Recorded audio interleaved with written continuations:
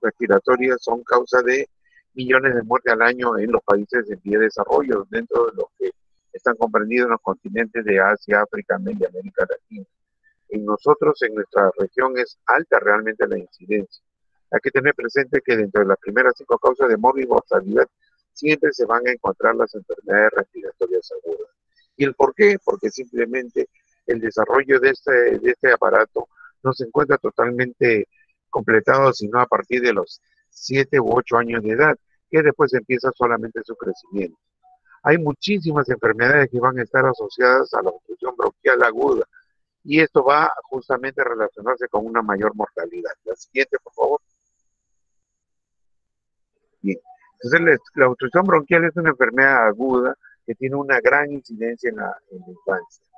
Existen muchísimas, como le digo, causas que desencadenan este cuadro. Dentro de ellas, las infecciones respiratorias agudas virales son la principal causa. Sin embargo, también tenemos al asma como una de las principales causas de broncoespasmo, pero no es sencillo, no es realmente fácil poder hacer la distinción si se trata de un paciente que solamente está presentando broncoespasmo o está presentando ya el asma como tal. Por tanto, es importantísimo que nosotros hagamos un diagnóstico en forma apropiada. La valoración clínica que nosotros debemos hacer en el paciente con asma debe ser rápida para poder tomar asimismo las decisiones correctas y en el momento oportuno. ¿Por qué? Porque puede al paciente costarle la vida. Recuerden que la crisis asmática siempre se debe considerar inicialmente como una emergencia que puede llevar del grado 1 a grado, perdón, del grado 2 a grado 1 y esto costarle la vida al paciente. La siguiente. ¿Cómo nosotros definimos el síndrome de obstrucción bronquial? Sobre todo síndrome de obstrucción bronquial agudo. Lo conocemos como SOBA, ¿no? Es un conjunto de síntomas, sino que van a ser recurrentes o recidivantes, en el que nosotros vamos a tener que la manifestación que más resalte es la presencia de sibilancia. ¿Estas cómo van a ser? Difusas cuando nosotros realicemos el examen físico en el paciente y se presenta generalmente en menores de 3 años. La siguiente. ¿Sí? Entonces, tener presente que es la causa más frecuente de consulta tanto a nivel primario como en los servicios de urgencia y son también causas frecuentes de hospitalización en los servicios de pediatría. ¿Quién no ha visto pues un paciente con dificultad respiratoria? Todos los días vemos niños con dificultad respiratoria, pero hay que saber cuál es la causa del problema que se está desencadenando. Asimismo, hay que tener presente que la incidencia de los cuadros agudos es alta. Tanto es así que muchas de las emergencias a veces se ven copadas aproximadamente entre un 20 a 25% de pacientes que van a acudir a atenderse. Por eso es importantísimo que nosotros sepamos orientar a los familiares de qué se trata el problema que está presentando el paciente. El SOVA del lactante puede presentarse en forma recurrente, constituyendo así una afección crónica que origina gran demanda asistencial y complicaciones o secuelas a largo plazo. Por eso es muy importante que nosotros conozcamos al paciente, que sepamos de qué manera se le va a manejar.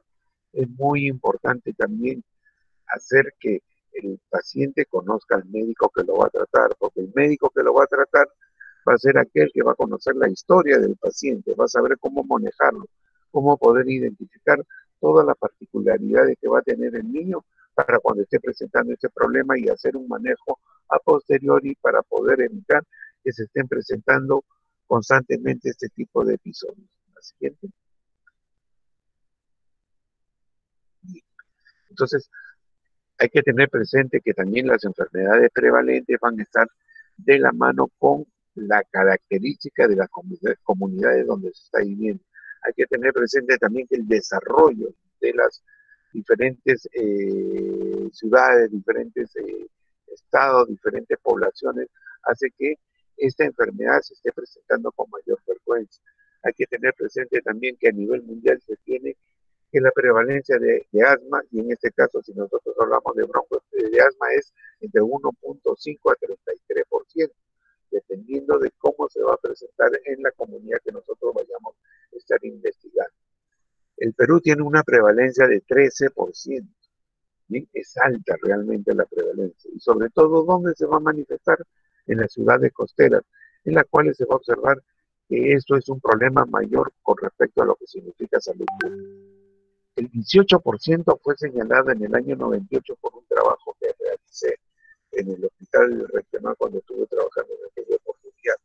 Pero posteriormente no se ha hecho un trabajo que vaya a revelarnos cuál es la situación actual de este problema en nuestra región.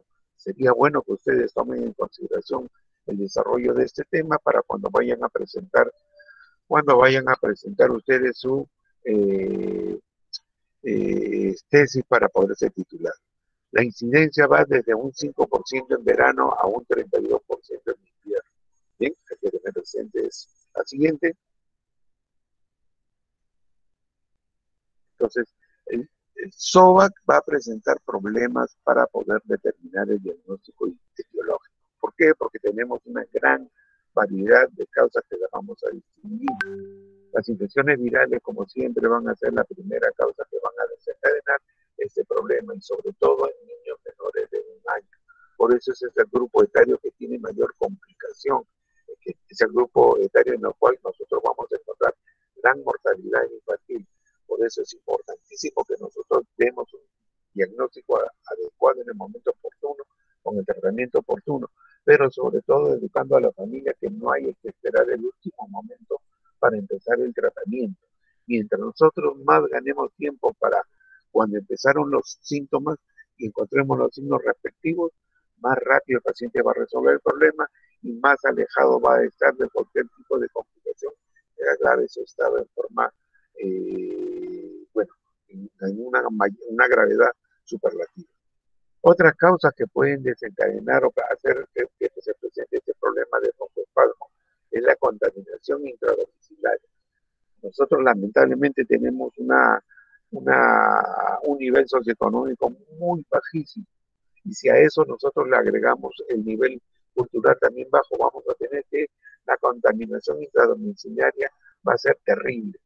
Lamentablemente vamos a encontrar viviendas que no tienen ni techo ni piso, no tiene paredes adecuadas, hay humedad en la habitación, hay presencia de animales y el uso también de alimentos pues que vayan a tener un origen no natural, mucho alimento sintético, mucho alimento que es realmente considerado como chatarra, sin embargo que van a ser generadores de problemas alérgicos que se pueden expresar en el niño como la presentación de broncoespasmo. Asimismo, el tabaquismo familiar y la contaminación ambiental en las grandes ciudades. Estamos viendo, ¿no?, la presencia de, sobre todo en nuestra ciudad de Huacho, presencia de fábricas productoras de harina de pescado, de conservas de pescado, y contaminan el ambiente. Menos mal que ahora hay limitación en la fabricación de este tipo de productos, con lo cual la contaminación en determinado momento con respecto al aire va a disminuir, y esto va a hacer que también no se esté presentando en forma continua los problemas de broncoespasmo en la población. La problemática alrededor de las infecciones respiratorias es bastante compleja. ¿Por qué motivo? Porque tenemos una alta incidencia, hay una rápida evolución y gran desconocimiento de los signos que nos van a indicar la gravedad de la enfermedad. Por eso es muy importante que nosotros hagamos justamente la identificación de este problema. Tener presente que este grupo de niños, el 25% de los que son sibilantes, van a terminar siendo asmáticos. Por eso es muy importante que nosotros hagamos educación sanitaria y sobre todo prevención primaria en cuanto a lo que significa el manejo de este problema. La siguiente. ¿Qué forma clínica vamos a encontrar en los pacientes con obstrucción bronquial? Vamos a tener básicamente 3 formas clínicas. Aquellos niños que son sibilantes precoces transitorios. En segundo lugar, aquellos niños que son sibilantes persistentes no atópicos o tardíos. Y aquellos niños que son sibilantes persistentes o atópicos tardíos.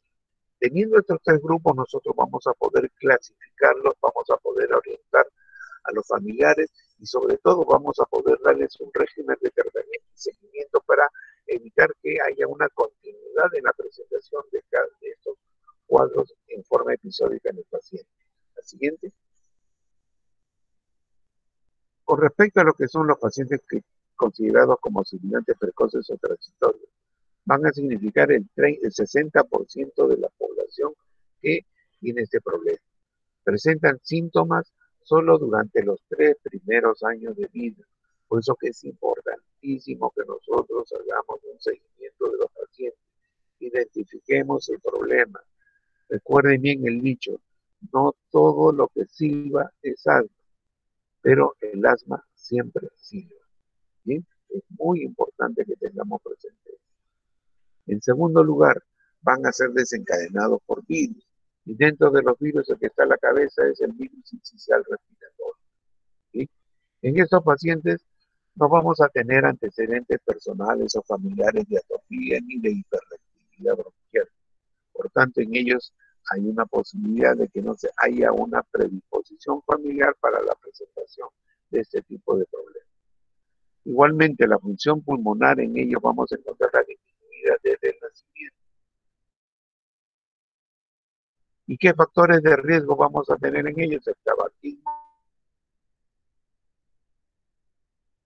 en cuanto a lo que significa desarrollo de las vías aéreas y también la prematuridad. ¿Sí? La siguiente. El siguiente grupo es aquellos que son considerados como sibilantes persistentes no atópicos, que quiere decir que no tienen alergia o que son tardíos. Y son aquellos niños que van a iniciar la sibilancia después de los 3 años de edad. Continúan después el problema hasta los 6 años de edad. ¿Y por qué hasta los 6 años de edad? Recuerden bien que a partir de los 7 u 8 años de edad vamos a tener que la tercera etapa de desarrollo del aparato respiratorio, el cual este aparato respiratorio aumenta en cuanto a lo que significa dimensión de los calibres de las vías respiratorias, la consistencia que van a tener los cartílagos bronquiales y finalmente la expansión de los pulmones, sobre todo de las vías aéreas en la parte más distal. ¿Sí? Recuerden bien que este grupo de pacientes no van a tener antecedentes de atopía ni tampoco de hiperreactividad bronquial. Puede haber disminución de la función pulmonar desde el nacimiento o posterior a una infección por virus sincicial respiratorio. ¿Sí? Esos cuadros que nosotros vemos como bronquiolitis y que a veces no son catalogados como tal o simplemente no son diagnosticados como tal, pueden ser justamente lo que conlleven a que estos niños puedan presentar posteriormente este tipo o incluirse en este grupo en este grupo clínico. ¿Bien? Hay que tener presente también que hasta el 40% de ellos van a ser asmáticos. Por eso es muy importante que nosotros hagamos el diagnóstico preciso, pero también es importante que nosotros hablemos con la verdad. Muchas veces, y lamentablemente lo vemos, muchos de los colegas, ¿qué es lo que hacen? Simplemente les dicen nombran a la enfermedad como si fuera, pero que no es. ¿Qué quiere decir? Por ejemplo, el paciente está presentando hiperactividad bronquial, ¿qué tiene? Bronquitis. ¿Ya? ¿Y qué bronquitis? Bronquitis, una bronquitis espasmódica. ¿Qué significa bronquitis espasmódica? ¿No? Significa que hay una inflamación en los bronquios. En estos procesos hay inflamación y hay inflamación. Recuerden bien la triada que existe en este grupo de todo lo que significa el broncoespasmo. En primer lugar hay contracción del músculo liso bronquial.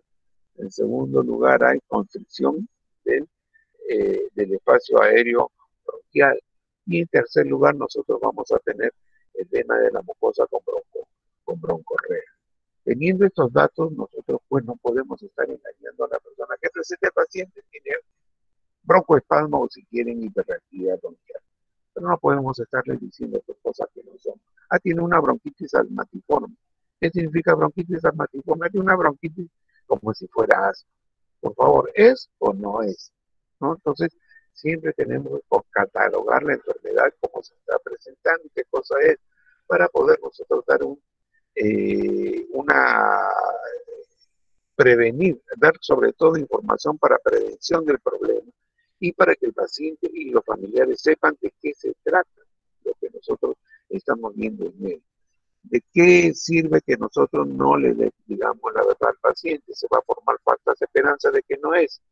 Y muchas veces los padres que hacen simplemente rechazan el diagnóstico o simplemente no quieren utilizar la terapéutica que nosotros vayamos a ofrecerle para poder resolver el problema. ¿Quién se perjudica? El paciente. ¿Y qué hacemos? ¿Qué pasa con nosotros? Vamos perdiendo credibilidad ante la comunidad. Por eso tenemos que hacer las cosas bien, decirlas claramente y sobre todo hacer el seguimiento oportuno y del paciente dándole nosotros las explicaciones correspondientes a la familia. La siguiente. El tercer grupo están comprendidos aquellos que son sibilantes persistentes o los tardíos que ya son atópicos. Bien, ¿qué quiere decir? Que sí tienen antecedentes de alergias, tanto familiares como propias. ¿Cuáles son las alergias más comunes que pueden presentar estos niños atópicos? A ver qué nos dice John Jairo Flores.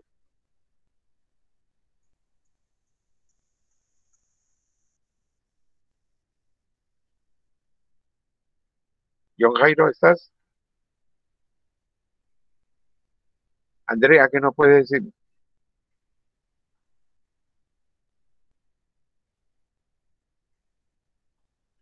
Andrea, ¿me escuchas? Sí, doctor, más o menos lo escuché entrecortado, no escuché bien. Ah, bien. Entonces, ¿qué alergias se pueden comprender dentro del grupo de pacientes que tienen atopía? Ahora sí, ¿me escuchaste? Sí, doctor. Bien. ¿Qué patologías recuerdas o cuáles sabes? Completamos la idea. Alergia al polen, doctor. Ya, una es, por ejemplo, la presencia de rinitis alérgica, ¿cierto? ¿Sí? Otra Sí. es las alergias que se presentan en la piel, que vendría a ser la dermatitis alérgica. En este caso serían dermatitis atópica. Puede haber alergia a los alimentos o simplemente ya puede haber pues una alergia bronquial con broncoespasmo que podría ser más adelante asma. Bien, entonces esas son las asociaciones de atopía en los pacientes. Estos son los tardíos atópicos. Inician el problema antes de los 3 años y continúan hasta adultos, que quiere decir que estos van a ser además. Por eso es muy importante que nosotros hagamos el seguimiento de los pacientes, que registremos todo en forma adecuada en las historias clínicas y revisemos todo aquello anterior cada vez que nosotros vayamos a utilizar como herramienta de las historias clínicas para saber qué cosa es lo que realmente está pasando en el paciente. Muchas veces por no leer la historia del paciente, obviamos que hay patología que predecesora que nos está indicando que el paciente sí ha tenido problemas de broncoespasmo anteriormente y podemos nosotros estar dando un mal diagnóstico o estar dándole una mala orientación con respecto al manejo de la enfermedad y el diagnóstico propio de la misma. ¿Bien? Van a presentar síndrome de obstrucción bronquial recidivantes o repetitivos y van a ser asmáticos. ¿Bien? Entonces, existen los antecedentes de atopía, ya señalamos cuáles son los antecedentes de atopía, y el otro que les señalaba como gran grupo, la hiperactividad bronquial. Tener presente también, no porque haya familiares con asma, significa que el asma se va a heredar, no hay herencia, pero sí hay predisposición familiar. ¿Entienden la diferencia? ¿Sí? Alison, ¿entiendes la diferencia?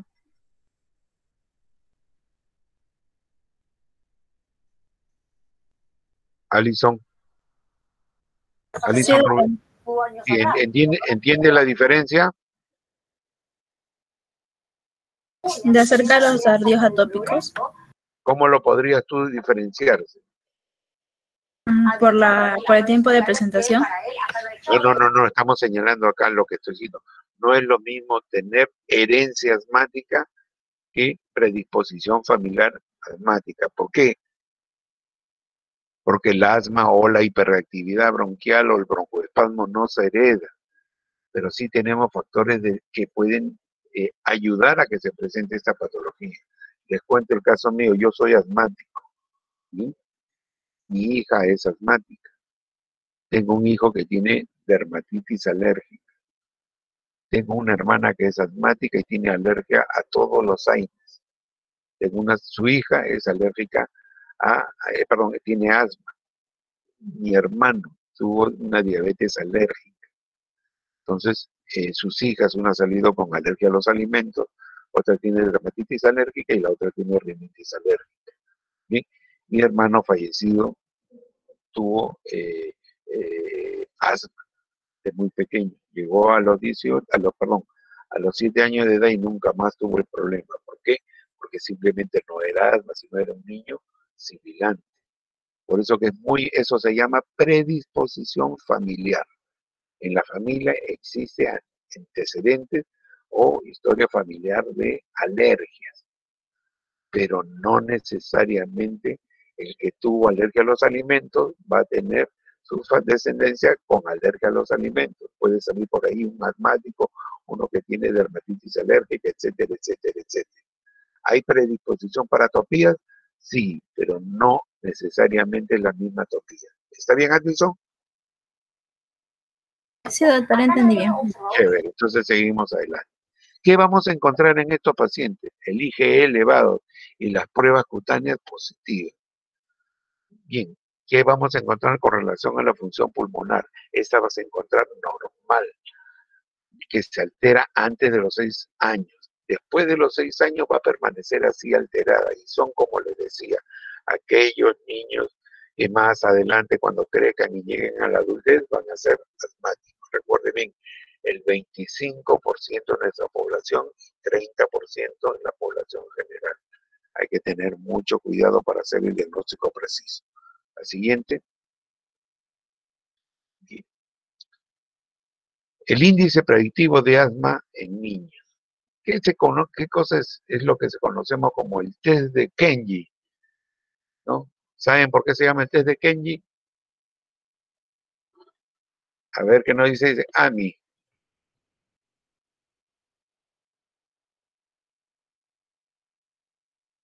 ¿Está AMI o no está AMI? AMI.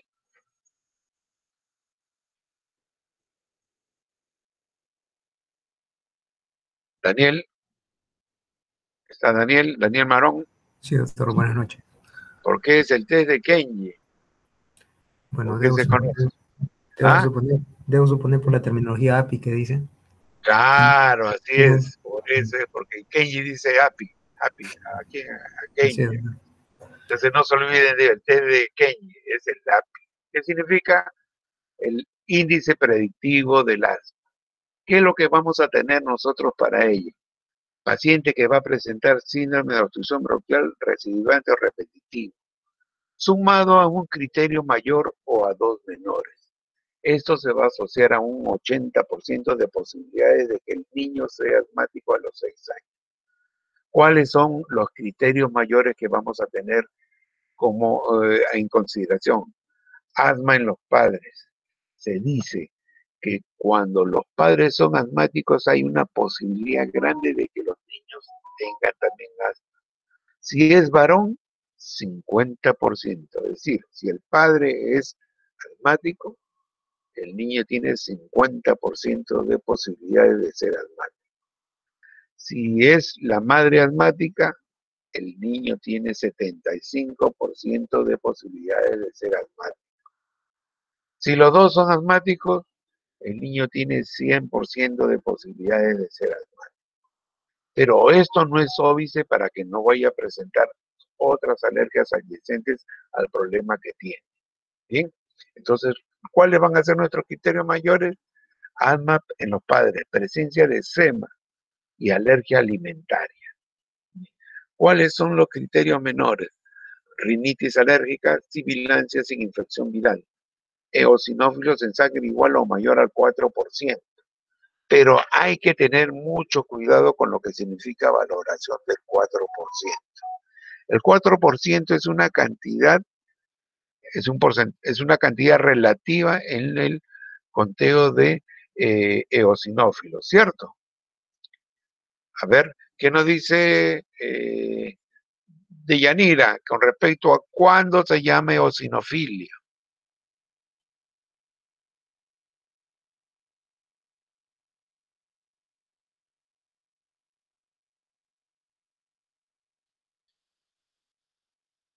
¿Está Deyanira o no está? Deyanira Nicole.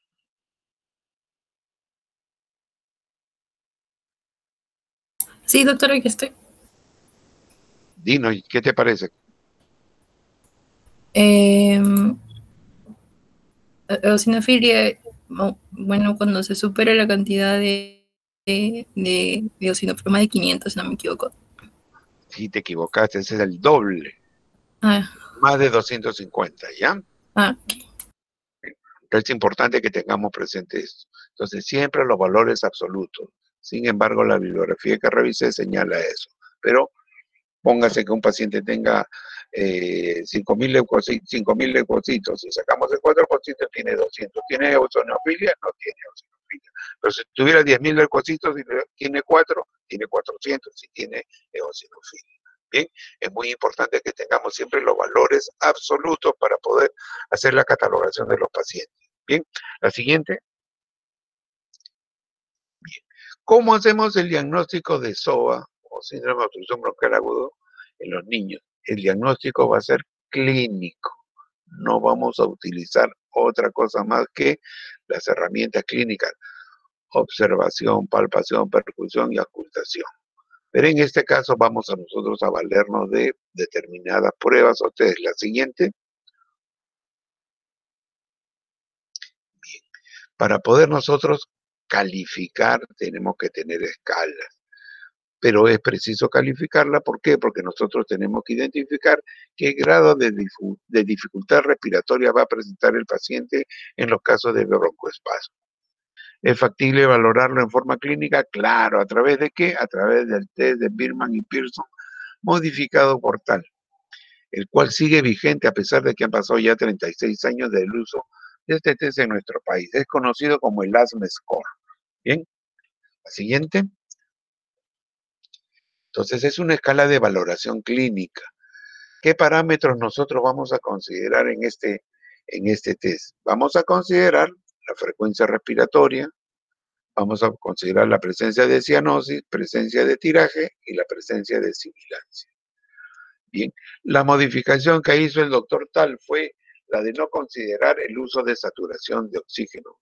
En aquella época, antes de la pandemia, era recontra difícil conseguir o tener un saturador de oxígenos en cualquier servicio. Ahora todo el mundo usa, hasta los niñitos usan su saturador de oxígeno en vez del celular para poder jugar. Bien, entonces ténganlo, es importantísimo porque les va a ayudar. Hay ahora otro tipo de patologías que se pueden valorar o catalogar a través del uso de oximetría de pulso. Una de ellas son las cardiopatías en los niños. Por eso que es bueno que tengan ustedes su saturador de oxígeno. Bien, está asequible, así que no hay problema. Por eso que ahora todos los establecimientos de salud cuentan con este recurso. La siguiente. Bien, el uso de este test va a servir para valorar la dificultad respiratoria y va a ser de suma importancia porque nos va a permitir saber 4 puntos importantes. En primer lugar, el estado en que llega el paciente para su atención.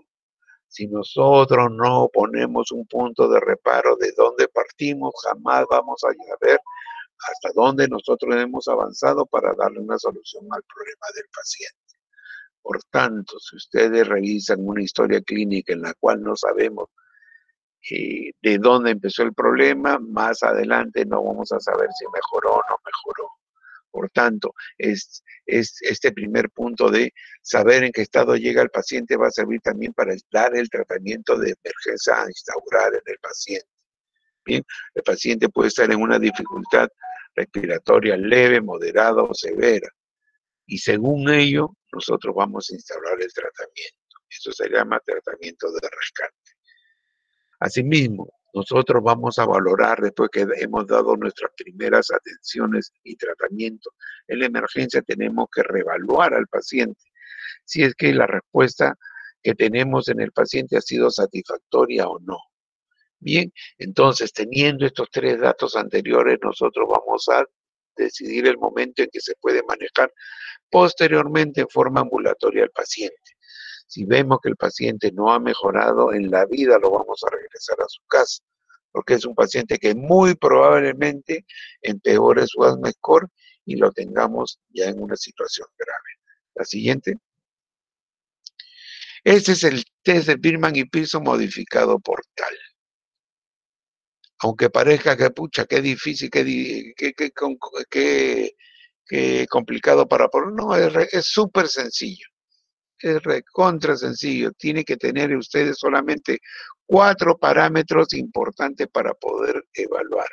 ¿Y cuáles son? La frecuencia respiratoria, la presencia de tiraje, la presencia de sibilancias y si hay o no cianosis. La frecuencia respiratoria va a variar con respecto a la edad del paciente y esta edad varía de meses hasta años.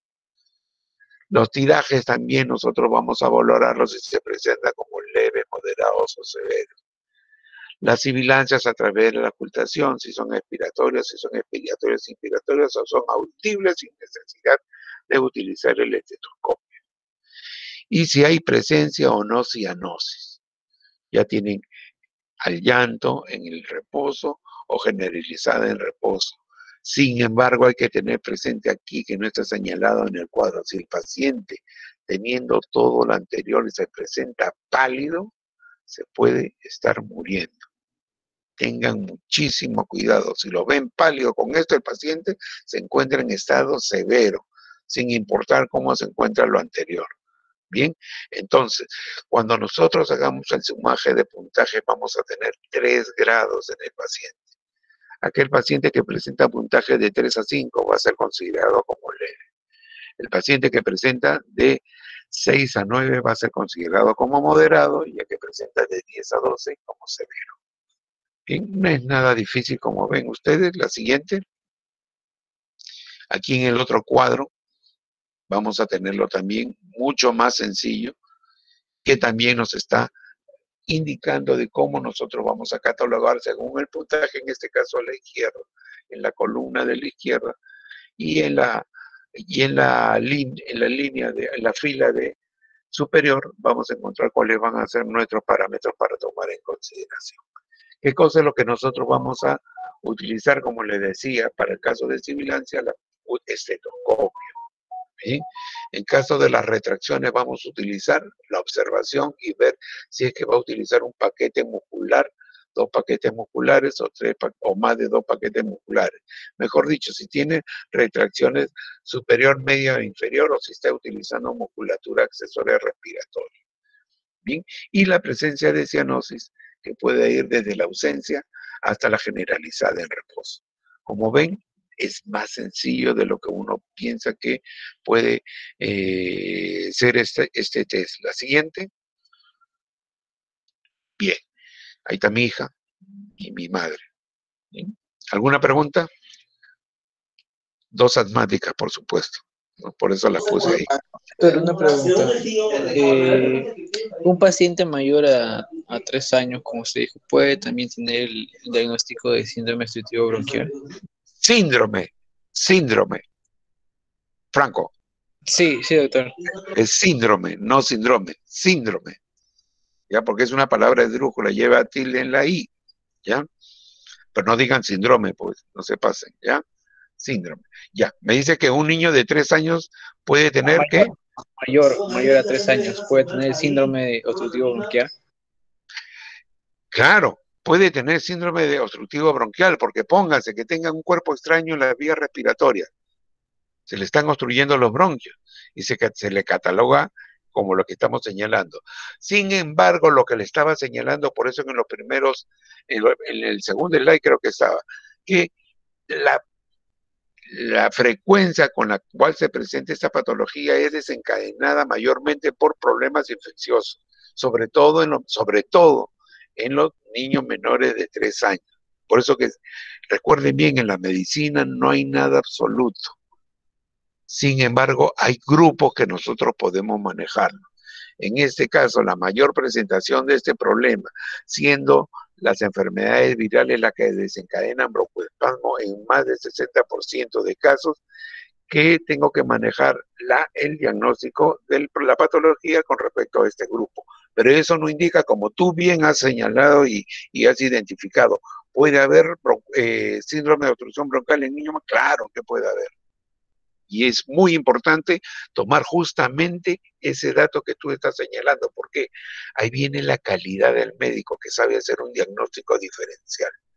Bien, cuanto más ustedes conozcan de las enfermedades, más posibilidades diagnósticas van a tener para poder dar al paciente realmente una calificación adecuada del problema o la enfermedad que está presentando. Imagínense que nosotros escuchemos que puede estar presente, si tiene obstrucción de las vías, de los broncos gruesos, muy probablemente que no tenga sibilante, pero sí que tenga dificultad para inspirar y expirar. Y es ahí donde nosotros hacemos la distinción en cuanto a la presentación de problemas.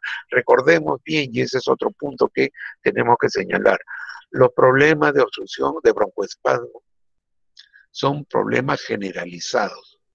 ¿Qué quiere decir? Afectan a los dos emitoras o los dos campos pulmonares. Se debe llamar emitora. Si utilizamos radiografía, campo pulmonar. Pero en este caso, si nosotros encontramos estertores desbalanceados, en este caso, los estertores sibilantes son estertores secos, ¿cierto? Si los encontramos en un pulmón sí y en el otro pulmón no, muy probablemente se trate de un problema obstructivo, sobre todo de las vías aéreas superiores. En este caso, las vías respiratorias, bronquios grandes, principales o los bronquios primarios. ¿Esto qué quiere decir? Que se ha estancado probablemente hacia el bronquio izquierdo o en el bronquio derecho, dependiendo de dónde se pueda estar localizada la signología que nosotros vayamos a encontrar. Y muy bien, te felicito que hayas tomado en consideración la posibilidad de presentación de este cuadro en niños con mayor edad.